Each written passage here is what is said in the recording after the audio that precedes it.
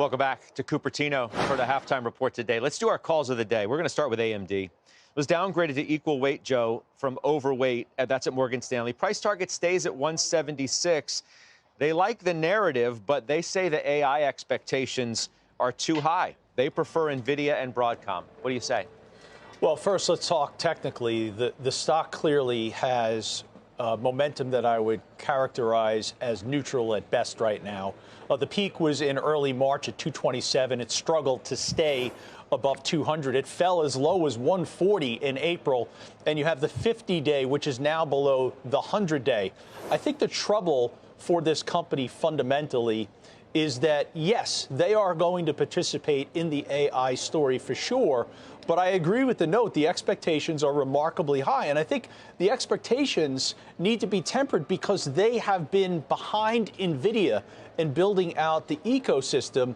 And I also see that NVIDIA will defend its market share, and they will defend its market share through pricing if need be. So there are challenges ahead. I don't think you should look at this stock in the same regard that you look at NVIDIA and others in the AI universe, and it's in a somewhat perilous position where it's trading right here. It does not look good technically.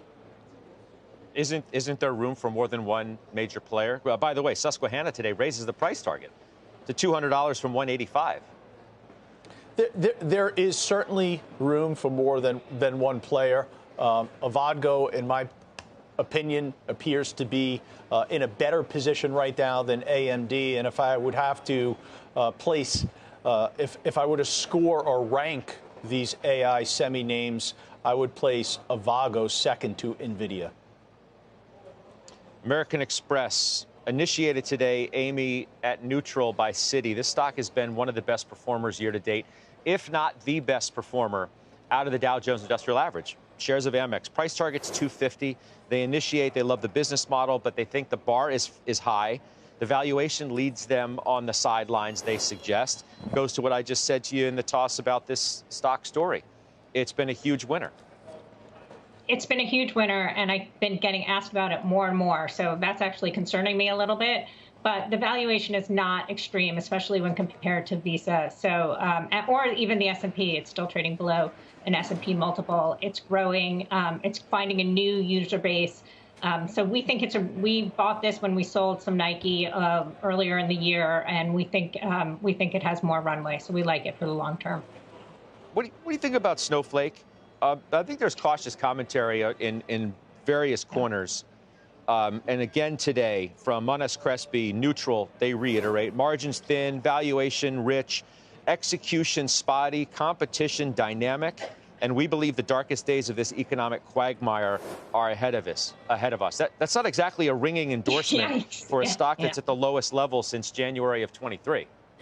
Yeah, this is Snowflake's getting it from all angles at this point. We do own it. We have a relatively small position where we haven't added to it. We keep looking at it, though. I do think, look, you can't make a valuation argument for this stock at all. So that makes it really hard to find a floor or, sort of catch a falling knife. So we're not really looking to add to it until we see a technical turn. But we like the longer term positioning. We think if AI is really the story that people think it is, Snowflake does have a role in organizing the data across cloud providers. So we're holding it. I'm not anxious to sell it, especially when everybody's sort of piling on like this. But it's not working, and the whole space isn't working. But even within the space, Snowflake is performing worse than some others.